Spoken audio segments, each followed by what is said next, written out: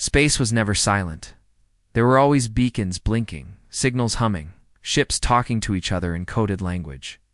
Even in the far reaches of human expansion, the stars whispered with voices of trade, exploration, and life. But as the cargo ship Dawnlight entered the orbit of New Avalon, something felt wrong. Captain Eli Mercer leaned forward in his seat, eyes locked on the black screen in front of him. "Where's the welcome signal?" he muttered. "They should have pinged us by now." The pilot, a young woman named Cora Lynn, tapped the comms panel again. Nothing. Not even static. Just dead air. New Avalon was one of humanity's most advanced colonies.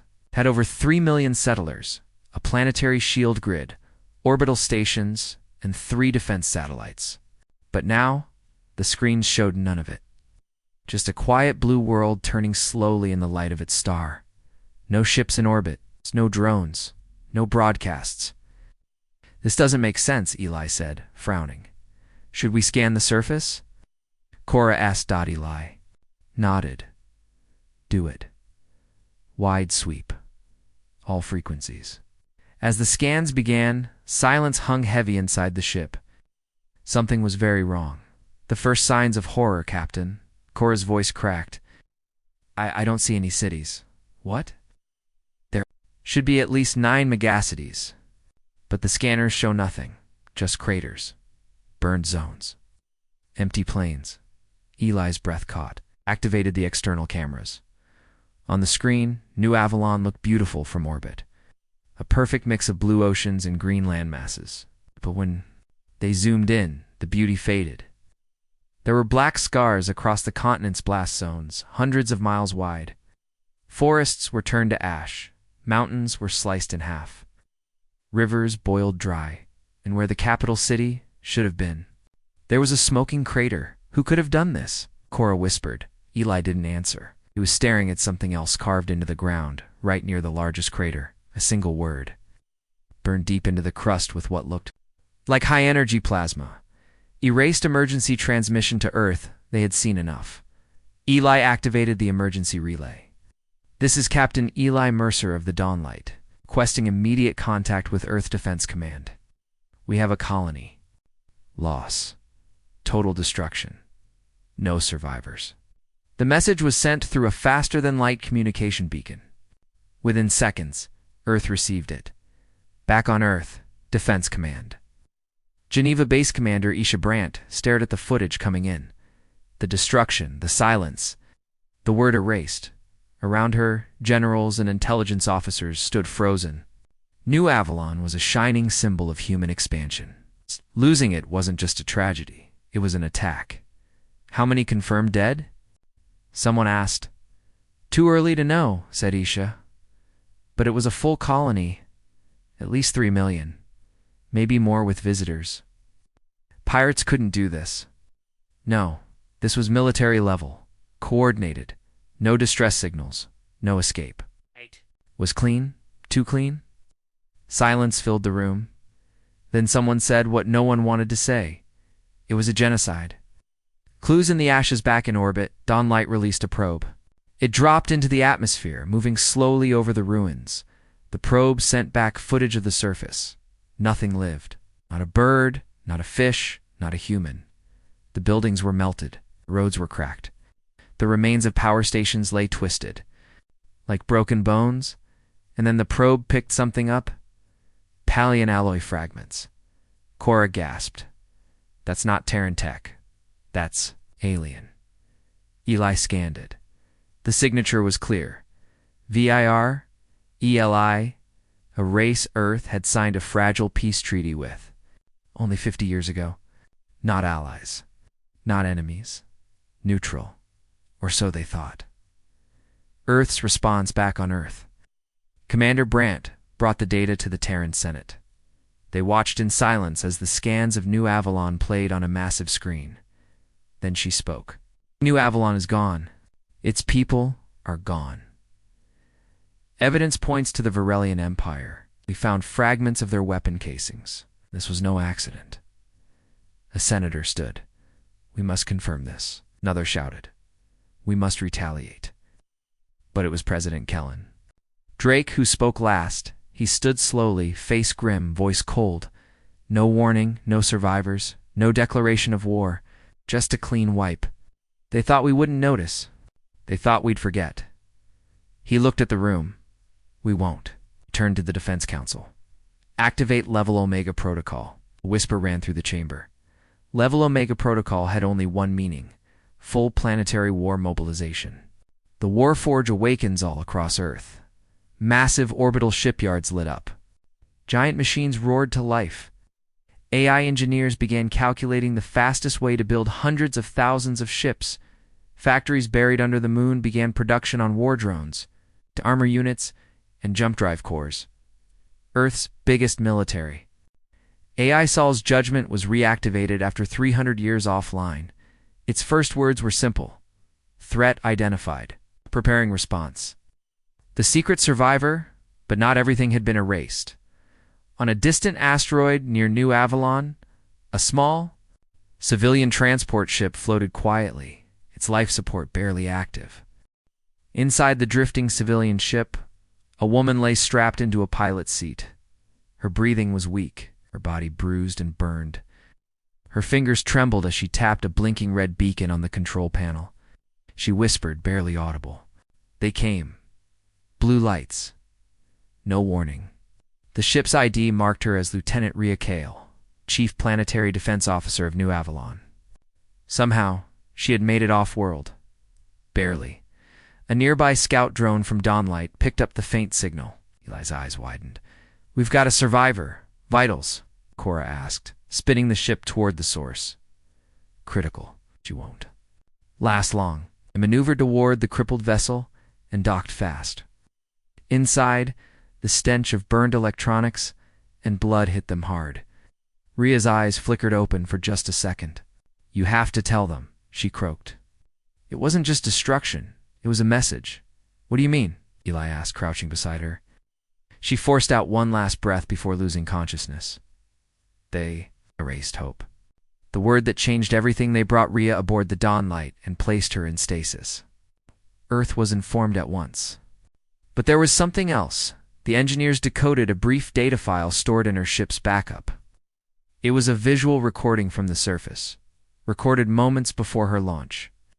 It showed towering alien ships hovering above the city. Blue. Light flooded the skies, and then silence. No explosions. No screams. Just people vanishing into white nothingness. And at the end of the video, a voice. Alien. Cold. Mechanical. Erasure complete. Begin galactic cleanup.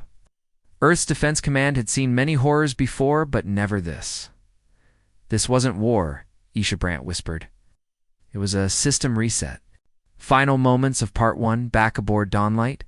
Captain Eli stood by the viewing window as New Avalon slowly rotated below. "We trusted them," he said quietly. And they answered with silence. In the distance, a storm rolled across the planet's dead surface, lightning flashing over a burned cityscape. Cora walked up beside him. "What do we do now?" Eli didn't blink. His voice was hard. "Steel. We warn Earth. We prepare." He turned to the console and hit send on the final transmission. "New Avalon is gone," Varelian tech confirmed. "Survivor found critically injured. This was no accident. This was erasure. Earth must respond." Far across the stars, in the shadows of the Forge, 700,000 warships began construction. End of Part 1. Next episode. Part 2. No warning, no mercy, only fire. Would you like me to begin writing Part 2 next? You said: (3) ChatGPT said. Absolutely. Here's Part 2. No warning, no mercy, only fire. Written in third-person style. Using simple and suspenseful language. Continuing directly from Part 1. Part 2. No warning. No mercy, only fire from the series. They erased a human world. Earth's vengeance came. With 700,000 warships, the final day of New Avalon flashback. 48 hours before erasure, the skies above New Avalon were calm. Children played in the parks. Cargo shuttles flew between tall crystal towers. People laughed, worked, lived. No one saw it coming. At exactly 3:44 planetary time, something shifted. First, it was a soft vibration in the ground, then a strange hum in the air, like a deep sound with no source. Power grids flickered. Across the capital, devices shut down. Traffic systems failed. Even the birds fell from the sky, their internal sense of direction destroyed. At Defense Command HQ, Lieutenant Rhea Kale stood at her desk, staring at dozens of blank screens. "Something's jamming us," she said. "Full blackout." Her comms officer nodded, pale. "I can't even reach the outer satellites." Like, the colony doesn't exist anymore. Then came the lights. Blue arcs danced across the sky. No ships, just moving light, pulsing like waves. And in those waves, buildings began to collapse. But not from explosions, from disintegration. People turned into ash mid-step. Cars vanished. Towers melted down to their roots. There was no heat, no warning, just erasure. Escape Rhea made it to a launch pad with only seconds. To spare, she saw children vanish behind her as she sprinted toward the ship. She saw soldiers screaming, not from pain, but from confusion. Their weapons did nothing. Their defenses never activated. There was no enemy to shoot. The launch pod's AI begged for a destination. "Anywhere," she whispered. "Just get me off world." The pod blasted into the upper atmosphere, shielded by emergency cloaking. Below her, the capital collapsed into dust. Whole mountains disappeared. And in the clouds above, she saw it for the first time. A massive, alien-shaped ring with glowing blue energy swirling inside it. Then everything turned white. Back on Earth, rage builds. President Kellen Drake sat in silence inside the war room, watching Rhea's footage for the 5th time. "She made it off-world by luck," he said. She saw it all. Shh. The senators around him were pale, angry, shocked. Someone asked, "Why didn't the Varelians send a message? A warning?"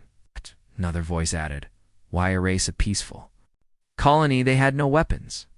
No one had answers. But Admiral Shin, commander of the North Pacific Fleet, had a thought. "This wasn't a military operation," he said. "It was a test." Everyone turned to look at him. A new weapon, something that targets the quantum signature of matter. They used New Avalon to test it. "You're saying," the president began. "They wanted to see if they could remove us without even firing a shot. Earth sends a message 2 hours later. Earth's diplomatic ship sent a direct message to the Varelian Empire. 'We detected your technology at the site of a human colony's destruction. Over 3 million innocent lives are gone. You have one chance to explain yourselves.' The reply came fast. A hologram of a Varelian warlord, cold, tall, with glowing green eyes, stared at the screen. "You were warned centuries ago," the warlord said. "Your kind expands too fast, consumes too much. You are a disease. New Avalon was a mercy. If you continue to spread, we will do it again." Then the hologram ended, and silence followed. President Drake stood. His voice carried through every hall, every chamber, every screen. "On Earth, mercy. They call the death of children a mercy." He looked at the generals. "Then give them what they fear.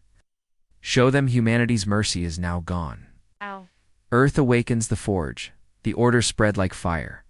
In the orbit of Jupiter, a secret construction site known as the Forge activated for the first time in 200 years. Giant rings spun into motion. Robotic arms the size of skyscrapers reached out. AI blueprints began producing warships set one every 9 seconds. Every nation on Earth sent resources. Every factory shifted to military production. All civilian ships were pulled back. From Neptune's orbit to the Martian moons, workers joined together for one goal: build a fleet of 700,000 warships. Judgment returns deep beneath Earth's surface. A chamber long sealed opened. Inside was a glowing cube, the heart of Earth's oldest and most dangerous AI, Sol's judgment. Created during the last interstellar war, Sol had been shut down due to its brutal tactics. Now, Earth needed that brutality. Sol's voice echoed through the control room. **** erasure acknowledged. Threat classified. Varelian Empire marked for neutralization. Mobilizing counterstrike. Asterisk, the AI took control of ship formations, weapon production, and tactical simulations. It began drawing battle maps not just for the Varelian borders, but for their homeworld. Fleet Marshal Rhea Kale wakes after 2 days in medical stasis. Rhea Kale opened her eyes. She was back on Earth. Her body was scarred. Mind shaken. But her will? Unbroken. She sat up and looked at the window showing Earth's orbit. Dozens of new ships were already floating outside. "I thought I was the last one," she whispered. A voice answered, "No, you're the first." President Drake stood beside her. "You're being reinstated, effective immediately. We need a leader for this war." Rhea didn't hesitate. "Then give me a fleet." He nodded. "How many?" She looked at him, voice like steel. "All of them." The countdown begins. Earth's skies were no longer peaceful.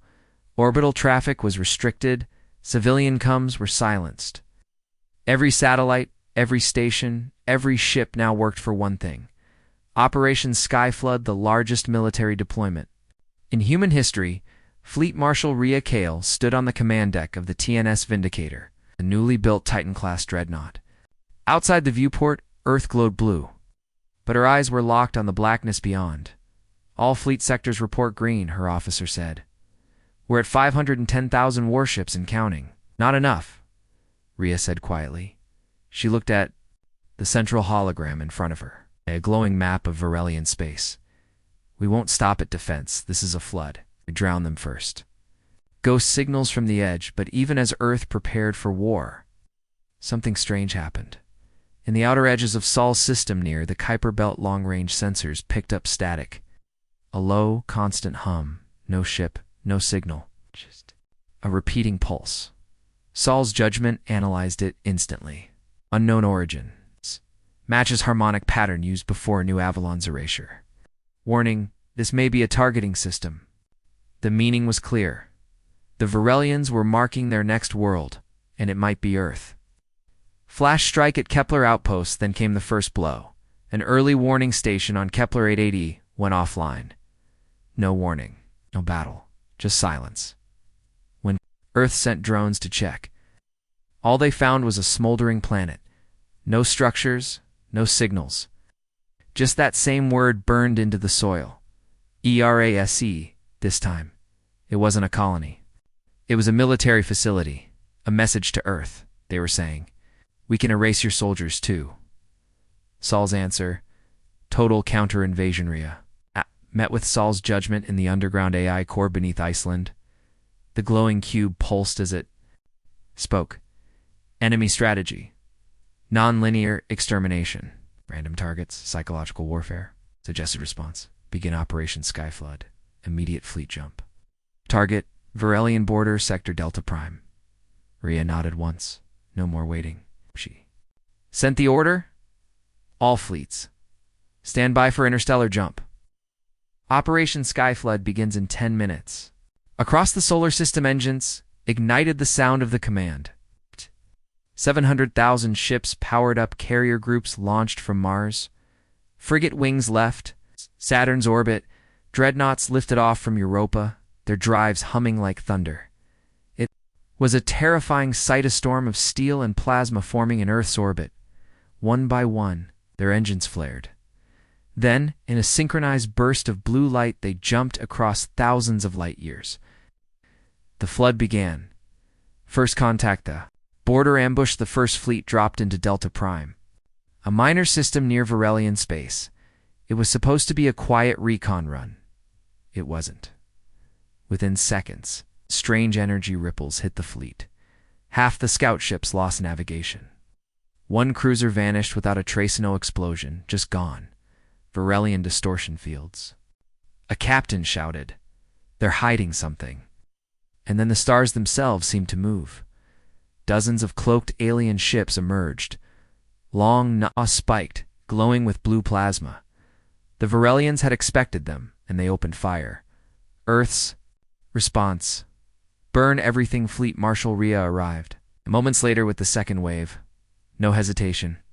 She gave the order: "Activate magnetic warp cannons."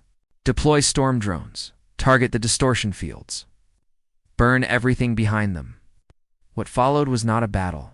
It was a massacre on both sides. Virelian plasma shredded Earth's cruisers. Earth's drones ripped open their cloak fields. Titan class ships slammed energy rounds into the enemy fleet, punching holes in the stars. The Virelians fled. For the first time, they didn't finish the erasure. They ran. Rhea's message to the galaxy after the battle. Rhea opened a system-wide broadcast. She appeared on every ship, every station, and every listening post across Allied and enemy. Space, she said only one thing. You erased one of our worlds. Now we're coming for yours. Before the fire, what the Virelians never understood, the Virelian High Command stood in silence, watching grainy footage of their failed ambush at Delta Prime. 30 of their stealth cruisers destroyed, 5 heavy erasers lost, and worse, Earth hadn't hesitated. They didn't beg. They didn't run. They came with war machines that shouldn't exist, weapons too advanced, fleets too organized. One Virelian strategist whispered what the others feared. The humans have changed. It was more than that. For years, the Virelians had watched Earth, counted its colonies, judged its politics. They saw divided nations and soft diplomacy. They never saw what Earth really was when pushed to the edge. That was their mistake. A human prisoner remembers far. From the front lines deep in a forgotten asteroid lab, the Virelians had kept something secret. A prisoner. Commander Dane Voss. A human intelligence officer captured years earlier during a minor border skirmish. The Virelians had kept him alive to study human behavior, interrogate him, test him, monitor his reactions. They thought they had broken him. But as news of Earth's massive counterattack reached even the prison corridors, and Dane Voss did something he hadn't done in years, he laughed. The guards were confused. He leaned close to the energy bars of his cell and said, "You thought erasing? One colony would scare us? You idiots just told the devil where you live." Back at Earth, Commandria gets the Intel Fleet Marshal Rhea Kale sat in silence inside her quarters aboard the TNS Vindicator. A classified file sat in front of her. A name, Project Ashfall. "What's this?" she asked. Admiral Shin replied via holoscreen. "Old intelligence. One of our agents, Dane Voss, was taken during the Border Quiet War. We've kept him off books ever since. Virelians thought he was just a scout, but he wasn't." Nodded. "It was a planetary war planner, one of our best. Do we know if he's still alive?" "We do now. He just sent us a message." Rhea froze. "How?" Admiral Shin's face darkened. "He hijacked a Virelian satellite, coded it inside a maintenance ping. He said 7 words. I know where they erase from." The Virelian erasure engine, the Virelians, never used standard weapons. They used quantum erasure tech, massive machines that unravel matter, not just destroy it. Erasure wasn't just death. It was removal from time, from records, from reality. But that tech had to come from somewhere, and Dane Voss had just exposed its location. A hidden space station built into the folds of a quantum storm, the Null Spiral, only accessible through a narrow corridor of subspace. It wasn't just where they erased colonies. It was where the Virelians designed the next generation of erasure tech. Saul's judgment processed the intel. Priority target acquired. Code name, Black Echo. Recommend. Immediate strike. Rhea stood, fists clenched. Prepare a stealth fleet. I'm going in. Mission Black Echo begins. Only 3 Titan-class ships could slip through the narrow path to the Null Spiral. Rhea chose her crew carefully. Veterans, survivors of New Avalon. People who had lost everything. The fleet slipped into subspace under total silence. Inside the Null Spiral, the Virelians never expected an attack. They believed the storm would protect them until 3 beams of plasma carved open their outer station ring. Earth's ships didn't pause. They punched through shield walls, sent zero-G troops inside. Drones flooded the station, and then, in the heart of the spiral, they found it. A chamber pulsing with energy. A machine built from stolen physics. The erasure core. The AI inside the Vindicator spoke coldly. "Caution. Firing on the core may rupture local time-space. Rhea didn't care. Then rupture it. They unleashed everything. The erasure core collapsed, folding into itself like a dying star. The explosion didn't just break the station. It tore a hole in the surrounding storm one that could be seen from 3 systems away. Black Echo was gone. Back in the prison Dane escapes, as the null spiral collapsed, Varelian security panicked. Their signals jammed. Their relays failed. Dane Voss smiled in the chaos. He overpowered 2 guards, freed other prisoners, stole a patrol shuttle, and before leaving, he left one final message on the wall in Varelian blood. You erased New Avalon. Now we erase you. The turning point when the Varelian High Command learned the truth, it shook the Empire. The null spiral was their advantage, their ultimate weapon factory, and now it was gone. In one attack, Earth had destroyed what the galaxy thought was impossible to touch. The Varelian leader screamed in the chamber of strategy. They are primitives. They should be begging. But another general stepped forward. No, he said quietly. They are not primitives. He turned the screen toward images of Earth's fleet ships lined like a silver ocean. Endless and relentless. They are the storm. A quiet planet now on fire, the Varelian world. Sharanufor had never seen war. It was a supply hub. Peaceful. Unarmed. Families lived there. Workers, scientists, children. The skies were calm until Earth's second wave arrived. 6,000 warships fell from orbit like burning knives. No warning. No broadcast. No mercy. They didn't fire on civilians, but they didn't leave the factories standing either. Orbital shipyards were turned to molten slag. Energy towers collapsed. Data cores, fuel lines, cloning labs gone in minutes. The Varelian people had watched others wage war. Now the fire had come to them. The real target. Memory Vault 12, hidden under the surface of Charon 4, was a secure bunker. Memory Vault 12. Inside, detailed records of Varelian military projects. Sites. Secret missions, including the original orders for the erasure of New Avalon fleet. Marshal Rhea Kale knew this wasn't just about destruction. This was about proof. She led a drop team herself inside the vault. Her boots echoed against metal as dust and smoke filled the air. The place was half collapsing, but the servers still hummed. She placed a drive into the main console. Download everything.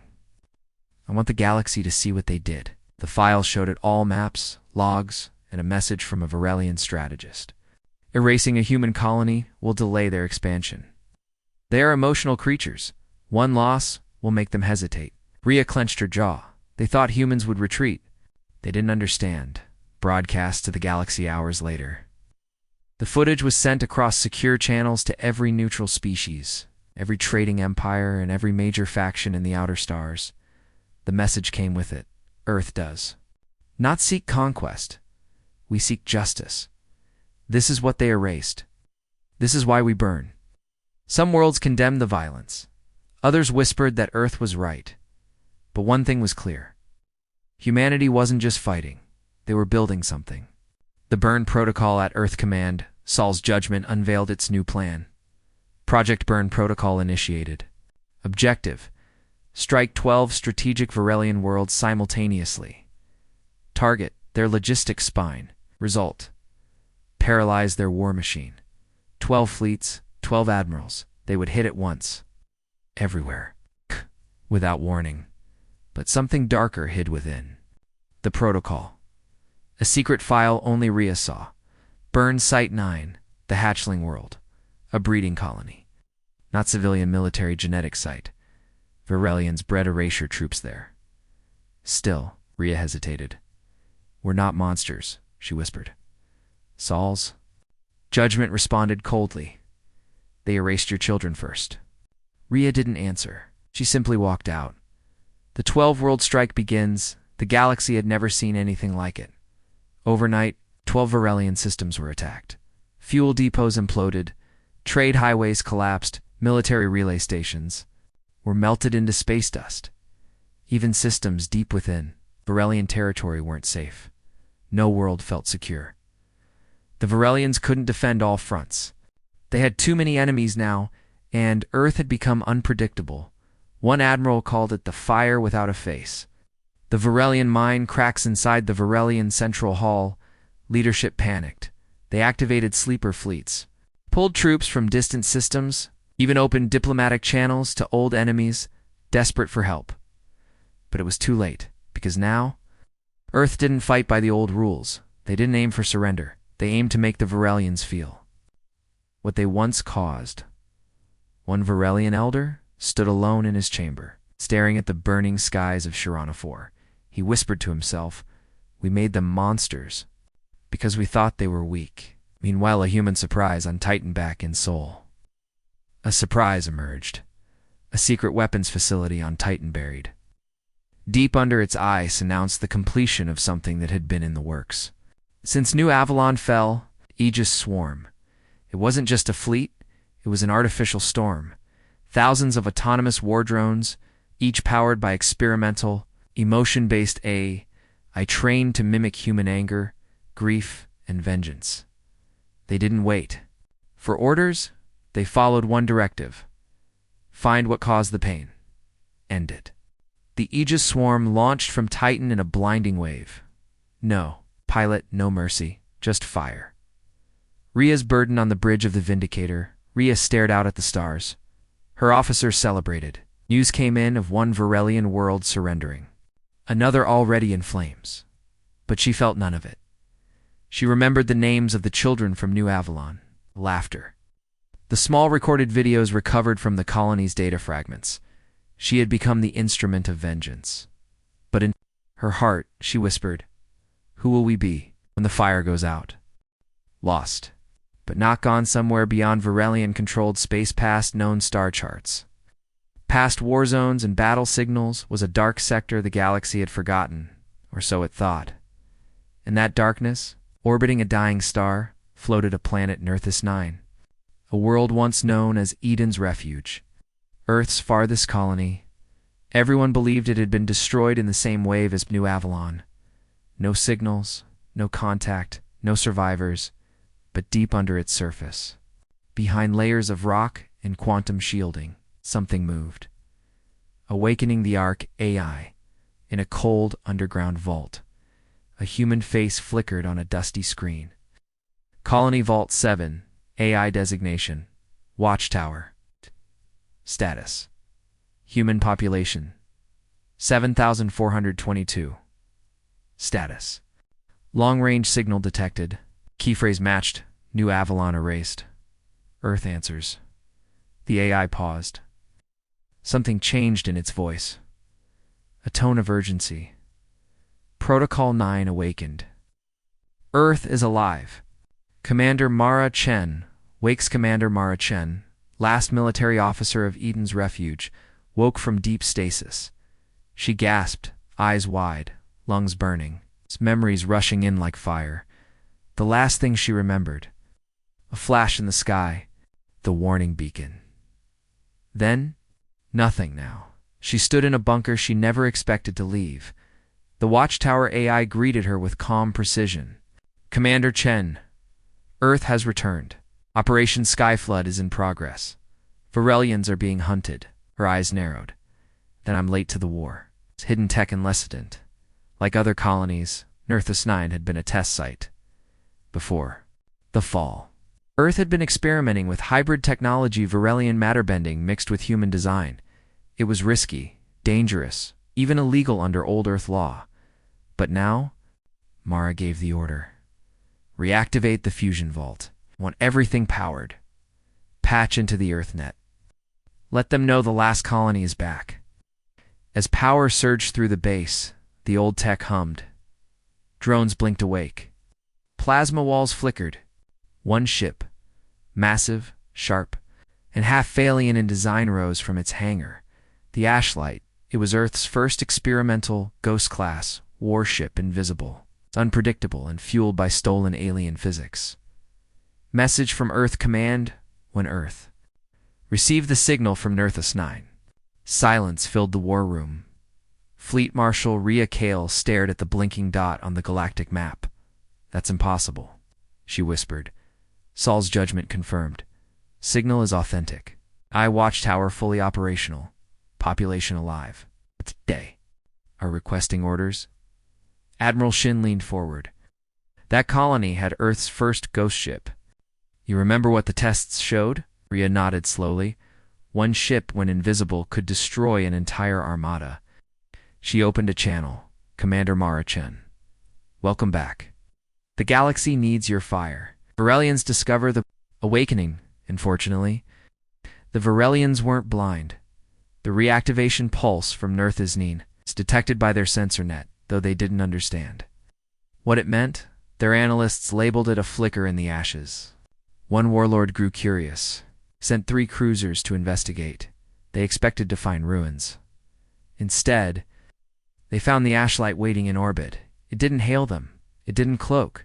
It simply appeared, erased the first cruiser with a silent beam that left no debris. The second tried to flee, but its systems shut down mid-jump. Only the third survived to tell the others what it saw. We found ghosts in the dark, human ones. The last colony joins the Flood Earth Command celebrated. For the first time in the war, hope spread faster than vengeance. The return of Nerthos 9 meant something more than firepower. It meant survival. It meant even when erased. Humans endured. Commander Mara Chen's voice echoed across EarthNet. They erased our names. They thought we'd never rise, but we do not forget. Nerthasneen stands with Earth. Her fleet's small, but powered by tech, years ahead of anything in regular use, prepared for its first strike. Their first target, a Varelian dread factory in Sector Tau, a world that produced war engines meant to burn Earth's skies. A new kind of war begins now. Earth had 2 faces in this war. The burning fleets, brutal and overwhelming. And the silent hunters, led by Mara Chen, striking from shadows together. They began something the Varelians had never faced. A war of speed. A war of ghosts. The galaxy held its breath, no one knew where. Earth's full fleet had gone. Whispers spread. Some said humanity was building something too big to hide. Others claimed it was just a bluff, that Earth was bluffing with fire and fury. But then, 700,000 warships entered real space, from the edge of known space, from wormholes, from shadow routes, hidden by collapsed stars. They didn't come in waves. They came as a wall, a storm of metal, energy, and precision. Across every major channel, Earth's signal was broadcast again. You erased one of ours. You buried New Avalon in silence. Now we bury your war. The final target, Varelian, primed the center of Varelian. Power their homeworld had always been protected. Massive defense rings, auto fleets, moon-sized guns. But now, those systems flickered. Why? Because Earth's AI teams had been running quantum shadow code inside Varelian tech for years, waiting, listening, sabotaging quietly, and when the order came, let them fall. The shields dropped, the guns spun uselessly, the Varelian fleet found itself blind, and Earth's ships entered orbit. Not annihilation judgment, but Earth didn't fire. Not at once, not on the city's fleet marshal Rhea. Kale stood aboard the Saul's judgment. She gave one command: show them New Avalon. Every screen on the planet lit up, the final images of the colony before it vanished. Children playing, families laughing, then the bright flash, then silence, then her voice. This is what you erased. This is why we came. Then Earth fired, but only at military command structures, only at the war temples, only at the halls that voted for Ruts. It was not a slaughter. It was surgical justice. The voice of the last colony, and then another voice joined. Commander Mara Chen, of NERSH US-9. She broadcast from orbit above the Varelian city of Thrunva, the oldest city on their world. You erased us, we rose anyway. We remember your cruelty. But we will not become you. We came for truth, not extinction. Her words hit harder than the bombardments because the galaxy had expected revenge. Instead, they saw restraint. The empire crumbles within hours. The Varelian Empire began to fracture. Allied worlds pulled away. Client species rebelled, and within the Varelian capital, a quiet coup took place. The High Council was removed. Their leaders arrested by their own people. One Varelian elder, watching the skies burn red from his prison cell, whispered, "We taught them to hate, and still they held back. We feared the wrong species. Earth withdraws, but leaves." A Mark 3 days later, Earth's fleet left orbit. All 700,000 ships they didn't conquer, they didn't colonize, they didn't demand tribute, but they left a message carved into Varelian orbit, etched by precision beams into a small asteroid. 3 words: "We remember Avalon." The message would spin above their skies forever. One final visit before returning to Seoul, Fleet Marshal Rhea Kale visited the ruins of New Avalon. What was once a thriving world was now quiet. She stood among the ashes. The wind howled through broken buildings, and there in the rubble, she placed a small beacon. It played a child's laughter on loop. One of the last recordings recovered, she stood in silence. No words. No ceremony, just memory. Legacy of the war changed everything. The galaxy now had a line, not ruled by Earth, not enforced by law, but by fear and respect. Everyone knew. You don't erase human colonies. You don't strike without thinking, because humanity remembers. They don't just fight, they rise.